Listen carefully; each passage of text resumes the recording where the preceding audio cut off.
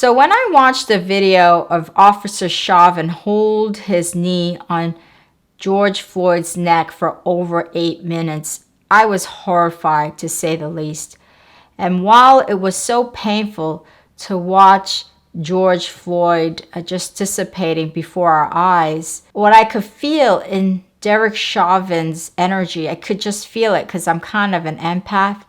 I could feel that inner rage combined with a sense of detachment, and that really, really scared me. So in the interest of our collective healing, I want to know, what was your emotional reaction when you witnessed Officer Chauvin hold his knee on George Floyd's neck for over 8 minutes? Was it horrified, outraged, shocked, angry, disgusted, confused, or maybe all of the above? Write your response and comments below.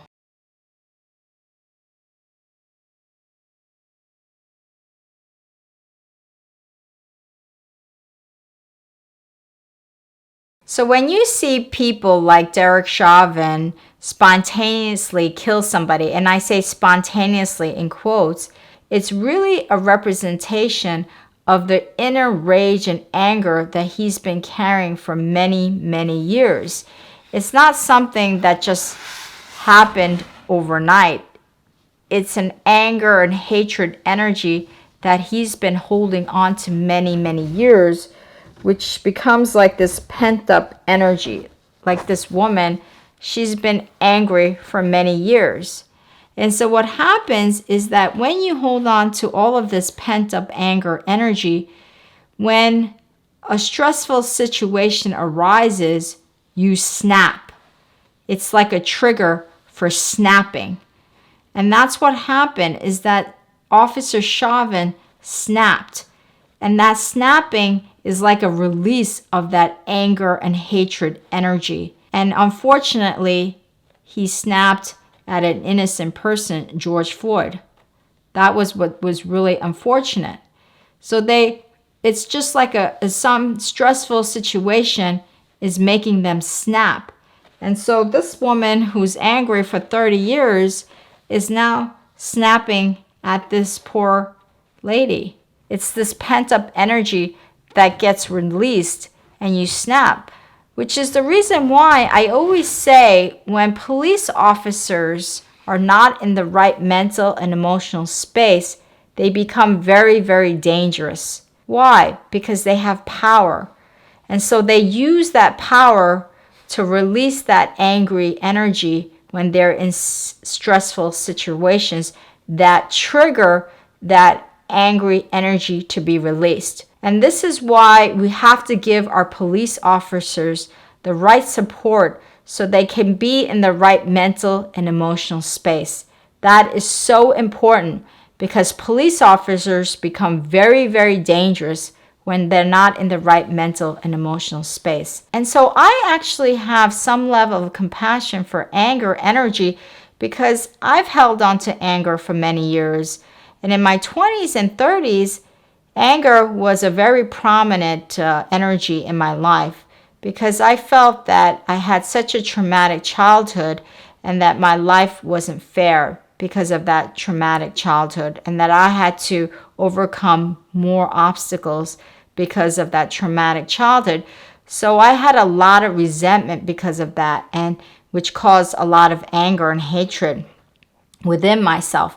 And I knew that I had to release that anger because it was going to become very destructive in my life. And I have a video about the root cause of our anger. Watch that video. And I think many of us have anger to different levels and to different degrees. I don't think there's anybody on this planet that I see, except for maybe Mother Teresa, that doesn't have some level of anger. So in the spirit of collective healing, I want to know from you, what level of anger do you believe you're holding on to?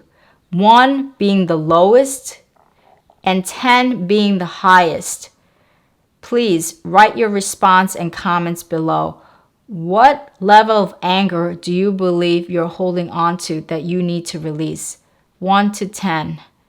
Write your comments below.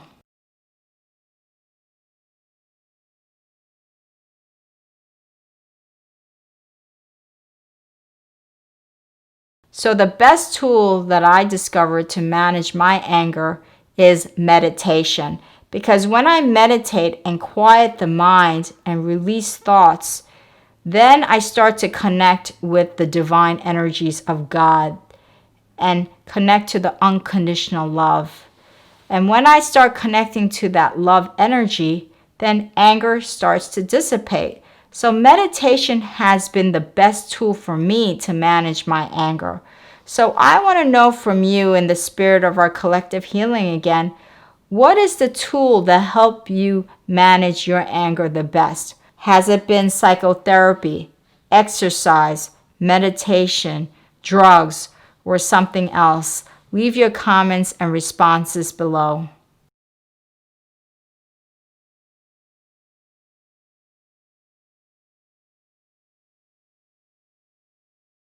So for me, like I said, meditation was the best tool for me to manage my anger. But that was a long-term solution. How about if you get into a situation, maybe there's road rage or somebody comes up to you and makes you feel angry. Like one time I had a neighbor yell at us because of our barking dog, and that created anger. How do you manage your anger when that spontaneous event comes up? How do you manage your anger? Because, like 10 years ago, if somebody came up to me with an angry energy, I would have probably flipped. And I realized that I had to have various steps that I could go to manage the anger when a situation arises that I didn't foresee, right? Like a spontaneous situation. In Officer Chauvin's case, he had that spontaneous situation that triggered him to snap. So what are the steps that we can do to prepare ourselves for spontaneous situations like that when anger arises, so we do not behave in a way that will have horrible consequences for ourselves and the other people around us? So these are the steps that I came up with. So these are short-term anger management steps. Short-term anger management steps. That's what I call it. So step 1, remove yourself from the situation immediately before your anger escalates. Remove yourself from the situation immediately before you know the situation is going to escalate. That's number 1. You have to remove yourself.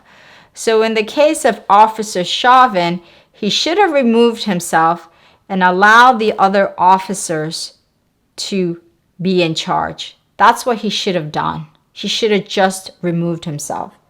Step 2, close your eyes and focus on your breathing. Close your eyes and focus on your breathing, because your breath is your lifeline. When you just start focusing on your breathing, you are putting your attention in a different place. That's number 1. And number 2, when you have this anger energy, you've got all this adrenaline going. You're like in this fight or flight mode, so you want to de-escalate all of those hormones.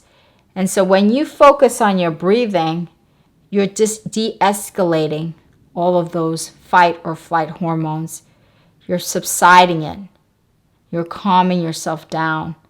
That's number 2. That's why you just remove yourself, you close your eyes, and just start focusing on your breath. Just focus on your breath and keep at it. Number 3, step 3, you can mantra, speaking to your subconscious mind.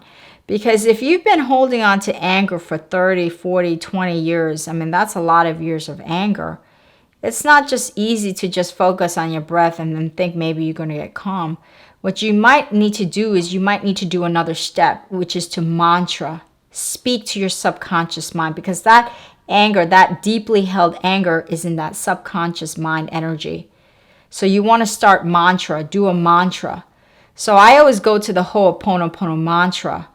I love you, I'm sorry, please forgive me, thank you. So in Ho'oponopono, the conscious mind is speaking to the subconscious mind. And you want to speak to that subconscious mind. So in Ho'oponopono, you're saying, I love you. You're telling the subconscious mind, I love you.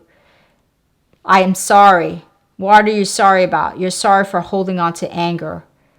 Number 3, please forgive me. Please forgive me for holding on to this anger. Step 4, thank you. Thank you for allowing me to release this anger or calm my energy down. That's why I like the Ho'oponopono mantra.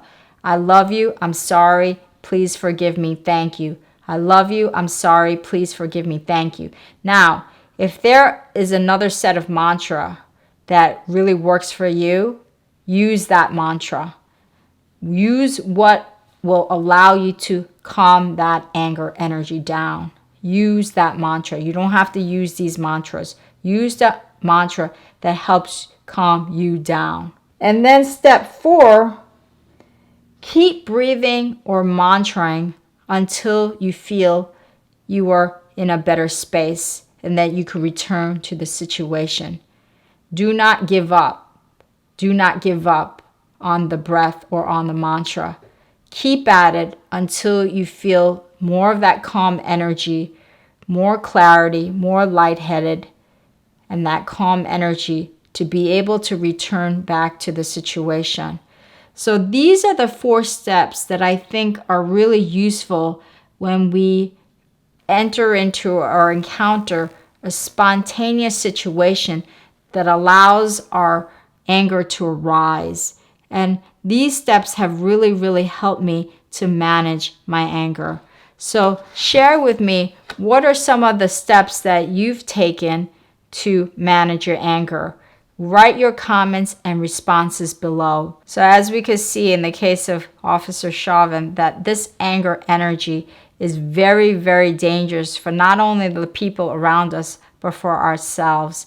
If we want a healthy life, we have to release this anger energy, manage it in a way that we could deal with situations and people that is not horrifying, that has a good solution and outcome for everybody. So managing your anger is so, so critical. So try these steps the next time you have anger energy and let me know what you think. Leave a comment below. And I want to announce that we launched our Yin-Yang Living Facebook community to really help you deepen your healing of your mind, body, and soul. It's a safe place to open dialogue about your issues and to exchange spiritual and holistic living tips for our individual and collective healing. So I urge you to join our Facebook community, and the link is below. It's facebook.com/groups/yin-yang living.